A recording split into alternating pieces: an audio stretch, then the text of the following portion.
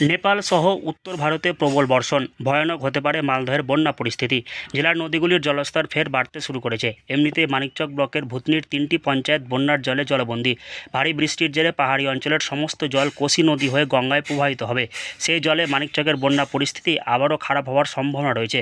ইতিমধ্যে জেলা প্রশাসনের পক্ষ থেকে বন্যা কবলিত এলাকায় ও মানিকচক কালিয়াচক 3 নম্বর ব্লকের গঙ্গা তীরবর্তী অঞ্চলে সাধারণ মানুষকে সচেতন করতে মাইকিং করা হচ্ছে। এবার ছেড়ে দিলাম জল প্রচুর, বাড়িতে এক গলা করে জল, এক কোমর এক গলা, খেলা হল বাচ্চা কাচ্চা ডুবে যাবে ভয়ে বয়ে চলে যাচ্ছে। এখন তো বাড়ি বাড়ি করেনি। আপনারা ত্রাণ পেয়েছেন আপনারা? আমরা এরকম ত্রাণ পাইনি। শ্বশুর বাড়ি, বোনের বাড়ি। কেন ওইগুলো এলাকায় বন্যা নাই? না, এখন ওইগুলো তো বন্যা নাই। মানে আপনার এলাকায় বন্যা আছে বলে কি চলে যাচ্ছেন? বন্যা আছে বলেই যাচ্ছে। প্রশাসনের তরফ থেকে একটা অ্যালার্ট করেছে যে 4 ঘন্টার মধ্যে জল বেড়ে যাবে, তাই ভয়ে একবার বেরিয়ে যাচ্ছেন? হ্যাঁ, আজকে তো এলার্ট হলো, অনেক জল বাড়বে, তাই আরো ভয় আমাদের।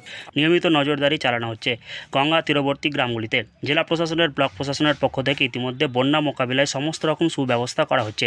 বন্যা দুর্গতদের নিরাপদ আশ্রয়ে নিয়ে আসার সুব্যবস্থা করা হয়েছে। ভূতনির 3টি পঞ্চায়েতের বহু মানুষকে আগেই নিরাপদ ত্রাণ শিবিরে নিয়ে আসা হয়েছিল। নতুন করে বন্যা পরিস্থিতি আবার তৈরি হওয়ায় অন্যদের নিরাপদ আশ্রয়ে নিয়ে আসার সুব্যবস্থা করা হচ্ছে। শুকনো খাবার থেকে ত্রাণ সামগ্রী দেওয়া হচ্ছে দুর্গতদের। ইতিমধ্যে বিপদসীমা ছুঁই গঙ্গা নদীর জলস্তর, পরিস্থিতি আরও ভয়াবহ হওয়ার সম্ভাবনা রয়েছে।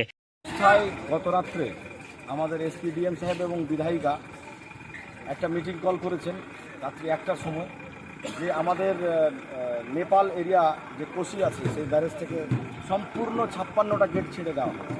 এবং ছেড়ে দেওয়ার কারণে আমাদের কোসি নদীতে প্রচুর জলের পরিমাণ বেড়ে গেছে। এবার গঙ্গা নদীতে পড়ে যাওয়ার পরে এবং গঙ্গারও জলের বেড়ে যাওয়ার একটা আভাস রয়েছে। সেখানে আমরা যেটা খবর পাচ্ছি যে 1 মিটার এর মতো জল বেড়ে যাবে।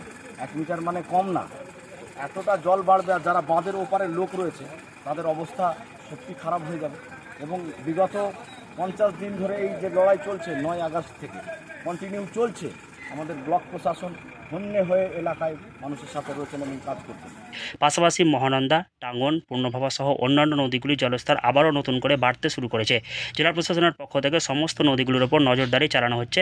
পাশাপাশি সাধারণ মানুষকে সচেতন করা হচ্ছে। মালদহ থেকে হরষিত সিংহ, লোকাল 18 বাংলা।